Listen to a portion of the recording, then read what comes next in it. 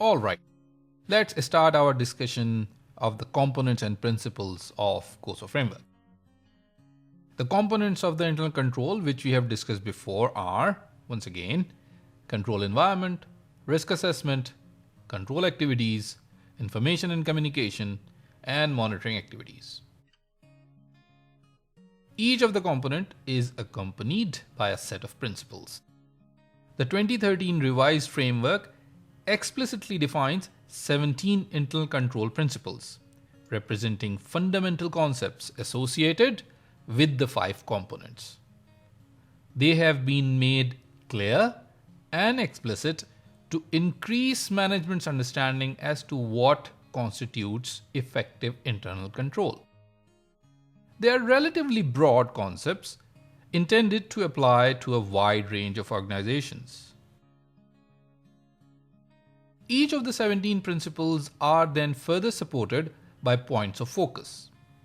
We will not be discussing each principle and its corresponding points of focus in depth, as it is beyond the scope of part 1, but we will discuss the key aspects of each principle and its points of focus, so you can easily identify and apply the concepts to exam questions.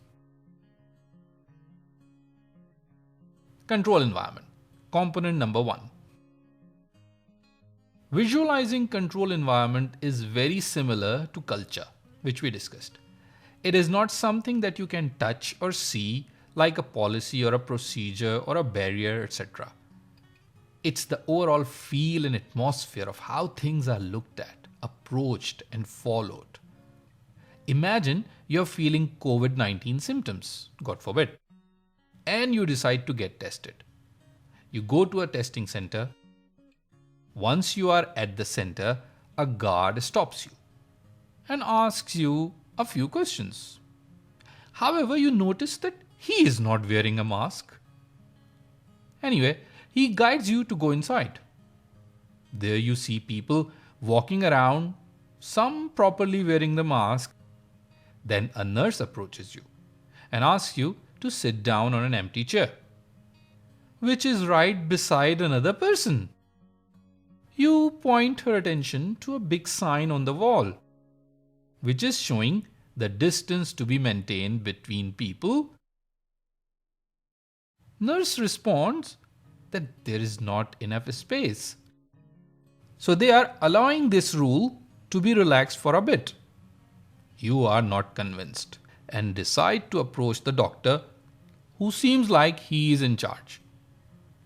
He listens to you and tells you that they have the correct policies and procedures documented and provided to all the staff. And if some staff decides to not follow them, then there is not much he can do. After all, his objective is to get as many tests done as possible. What do you make of all that? 1. There are quite a few people who are not following the rules properly. Correct. 2. The leader is not effectively implementing the plan or rules. Correct. 3. Maybe not everyone is clear about the objectives of the whole exercise. Yes, they need to test as many people as possible, but they also have to ensure to follow the safety regulations. Otherwise, they will be doing more harm than good. They might be achieving the operational objective, but they might not be achieving the compliance objective. As we will discuss, a lot of the objectives are overlapping. You will say that the control environment, the overall control environment is weak, at least. Now let's come back and discuss it in a more business-friendly language. Means boring. Sorry. Control environment is a set of standards, processes, and structures that provide a basis or structure for carrying out effective internal control activities across an enterprise. The control environment includes the actions of the board of directors and senior management who take responsibility for the overall internal control and expected standards of conduct. Think about that nurse and the doctor in charge.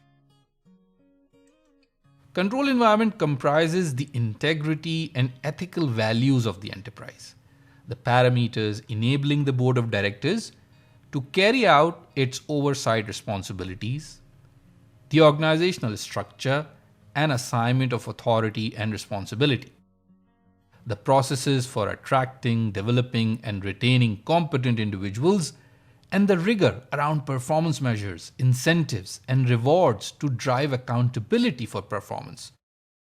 In brackets, with compliance. The resulting control environment has a pervasive impact on the overall system of internal control. It has 5 principles. Principles 1 to 5.